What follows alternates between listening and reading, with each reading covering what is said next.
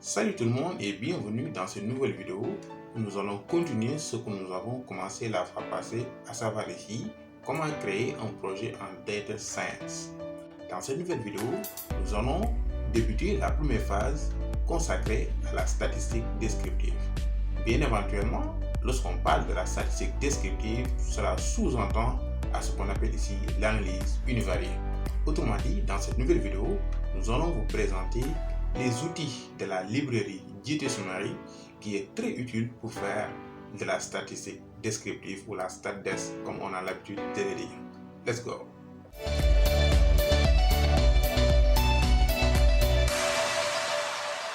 Nous revoilà dans notre environnement de travail. La dernière fois, dans la première vidéo, nous avions présenté les différentes librairies qui étaient requises dans ce projet. Maintenant, nous allons continuer en vous présentant aujourd'hui l'ensemble des différents outils de la librairie JTSummary pour faire de la statistique descriptive. Dans cette étude de statistique descriptive, nous allons commencer par faire ce qu'on appelle de l'analyse univariée. Voilà, faire de la statistique univariée revient ici à voir les premières tendances des différentes variables de notre base de données. Cela revient à calculer quelques indicateurs comme les indicateurs centraux et les indicateurs de position.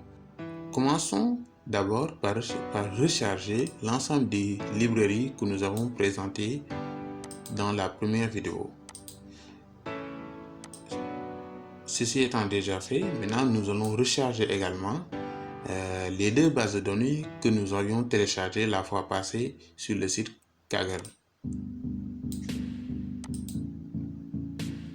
Voilà, maintenant nous allons télécharger ces deux bases de données et donc maintenant nous allons les fusionner ici. Donc voilà, une fois que c'est fusionné, maintenant c'est bon, on a notre base de données. Donc on vient de recharger la base de données et également charger les différentes librairies. Maintenant, nous allons passer à la statistique descriptive comme nous l'avions promis dans cette vidéo. Avant de commencer, je vais vous montrer quels sont les rendus, c'est-à-dire qu'est-ce qu'on obtient avec les fonctions de la librairie JTSummary, c'est-à-dire qu'est-ce qu'on peut faire avec cette librairie-là, quelle est l'utilité de cette librairie. On va voir tout ça. Voilà. Lorsque nous nous rendons sur le site de la librairie, on peut voir ici que je vais vous montrer un exemple ici. Donc voilà un exemple de ce qu'on va faire avec la librairie JTSummary. Donc JTSummary, comme vous le voyez ici, c'est un tableau qui va nous résumer l'ensemble des statistiques descriptives. Donc avec ce tableau-là, on a la possibilité également d'apporter d'autres notions comme à savoir ici, on a la possibilité de personnaliser ce tableau. Donc c'est ce qu'on va faire. Maintenant, essayons de comprendre les fonctions de la librairie JTSummary. On va commencer avec une en particulier, à savoir ici la fonction TableSummary. Pour cela, allons-y voir le script que je vous ai préparé. Donc, on va exécuter la fonction summary qui va nous générer un sommaire des différentes variables de notre base de données en nous donnant des statistiques de base. Donc, lorsqu'on va exécuter tout ça, donc on obtient la source suivante. Donc, comme vous le voyez d'ici, on a différentes statistiques descriptives. Donc, on a pour les variables continues, on a les différents indicateurs de position, la moyenne, les valeurs interquartiles, ainsi de suite.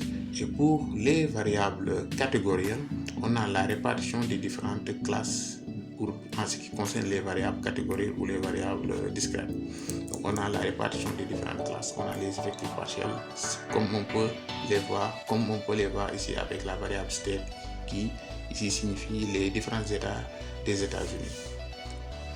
Donc voilà, maintenant seulement R nous génère ici des données brutes. Ce qu'on a ici, le rendu qu'on a ici correspond à ce qu'on appelle des données brutes. Donc si nous devions créer un rapport, vous voyez vous-même que voilà, qu'est-ce qu'on va faire, on va retaper tout ça dans un tableau bien structuré pour pouvoir mettre ça dans un rapport. Et exactement, JTSummary va jouer ce rôle-là. Au lieu d'avoir des statistiques éparpillées comme ça, Donc cela va nous permettre de structurer de structurer nos statistiques de base. Donc voilà comment cela marche. Maintenant, avant tout, on va essayer de voir un peu les différents noms de nos variables.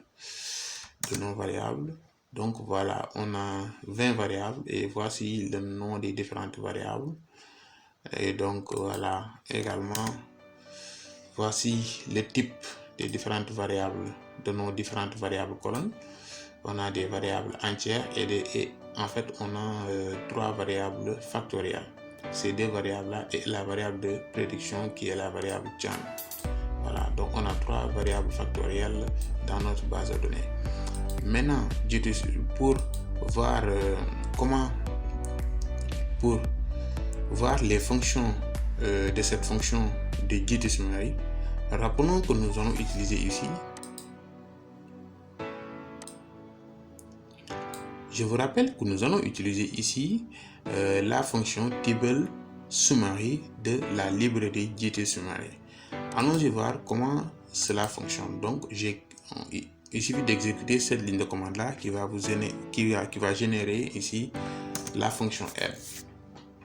Donc, lorsque vous lancez help, vous aurez ici les différents arguments que l'on a avec la fonction table summary. Et donc, en premier argument, nous allons lui donner la base de données. Une fois que vous lui donnez la base de données, ensuite, vous lui donnez les noms des variables colonnes. Nous, on a choisi de lui donner quelques variables colonnes, mais dans l'application réelle, nous allons lui donner l'ensemble de nos variables colonnes. En exécutant tout ça, on obtient la source suivante. On obtient ici un tableau structuré. Comme vous pouvez le voir, donc c'est un tableau qui regroupe des statistiques de base. Et donc, lorsqu'on prend ici cette variable, il s'agit d'une variable continue. Et donc, GTSummary va nous fournir ici la valeur qu'on a ici. C'est la médiane, c'est une valeur médiane. Et les 2 valeurs entre parenthèses, ce sont les valeurs interquartiles. Le premier quartile et notre troisième quartile.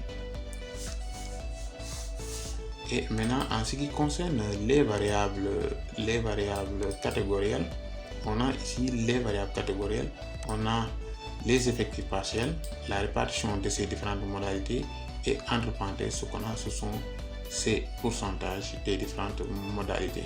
Donc, c'est ce que l'on a. Maintenant, on peut voir ici le thème de GTSummary est en anglais. Donc, l'appellation des variables, c'est en anglais ici, comme vous pouvez constater, mais également les statistiques qu'on a ici. Maintenant, nous, ce qu'on va faire, on va essayer de personnaliser les fonctions de GTSummary à notre guise. Qu'est-ce qu'on va modifier? On a la possibilité d'apporter plusieurs modifications.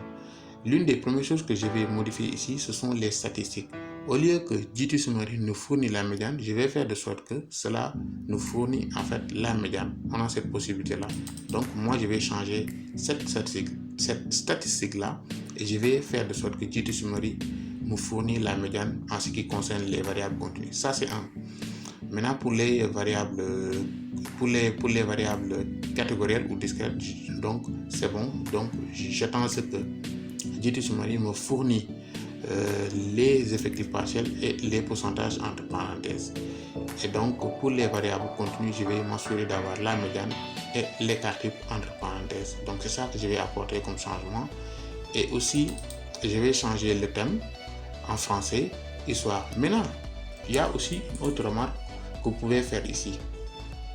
Lorsque vous prenez cette valeur-là, donc on a l'impression de voir 2,850 alors que ce n'est pas le cas.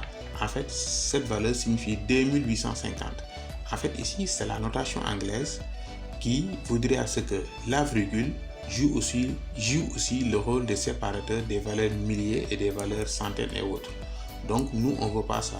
On voudrait à ce qu'il y ait un espace qui sépare la valeur des milliers et la valeur des centaines. Mais nous voulons à ce que la virgule ici joue le rôle du séparateur décimal. Donc, voici les différentes modifications que nous allons apporter dans la fonction de table summary de la librairie GT Summary. Donc, allons-y voir comment on peut apporter ces modifications-là. Donc, lorsque je vais générer ici le premier tableau là, donc je vais appeler tab 0. Donc, c'est en fait, je lui donne la base de données et j'utilise également les fonctions de tuyauterie de la librairie Tidyverse. Et maintenant, ça c'est une fonction clé de la librairie GT Summary.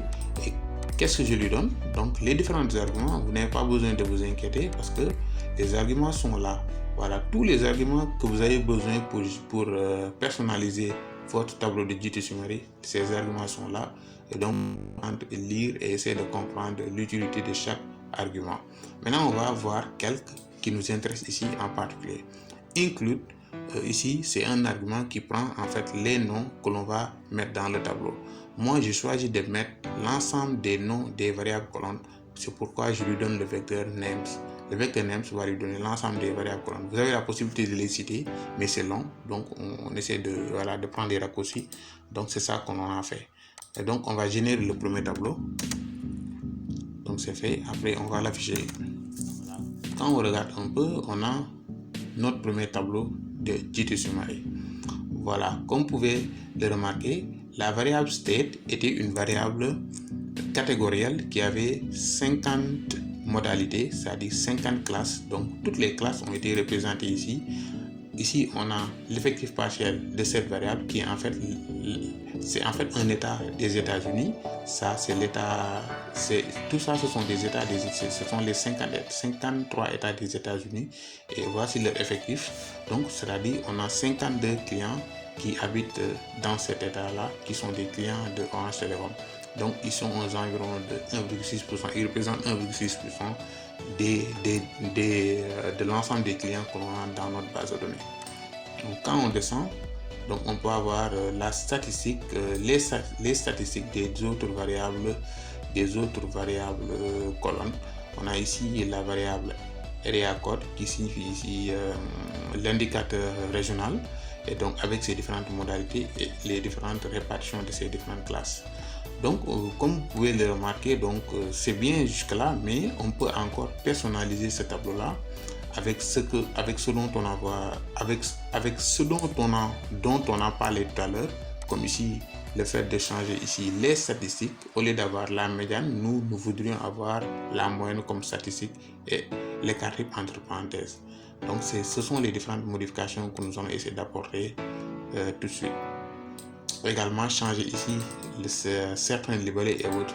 Maintenant également, vous pouvez remarquer que lorsque vous regardez ici, donc on a des valeurs décimales. Au lieu que donc 10.3, ça c'est la notation anglaise. 10.3 c'est 10,3. Donc nous voudrions que le séparateur décimal soit une virgule. Donc nous allons changer tout ça. Donc pour changer le thème de fond, c'est-à-dire pour changer cette notation anglaise là, nous allons utiliser cette fonction là, theme GT Summary langage, et nous lui donnons différents arguments. Donc le premier argument qu'on va lui donner ici, c'est en fait le langage qu'on va changer en français. Donc c'est ce que nous avons fait ici. Après, ce qu'on va changer en fait, c'est le séparateur décimal. Au lieu d'avoir un point comme le font les Anglais, nous voudrions que ce soit la virgule qui est le séparateur décimal. Donc on va changer ça avec cet argument là. Maintenant, au lieu d'avoir la virgule comme le séparateur des valeurs milliers et le séparateur des valeurs des centaines, on voudrait à ce que cela soit un espace qui sépare la valeur des milliers et la valeur et le chiffre des centaines. Donc on va générer ça. Et il faut noter que lorsque vous faites le changement du thème, il faut le faire à chaque fois que vous redémarrez votre machine. Donc il faut exécuter cette commande, sinon vous la perdez. Voilà. Maintenant que c'est chargé, on peut réexécuter le tableau pour voir quels sont les changements qui ont été apportés. Donc j'ai lancé à nouveau le tableau 0, le premier tableau de GT Summary pour voir les premiers changements que l'on a effectués une fois qu'on a lancé cette ligne de commande thème Djétu-Soumaré.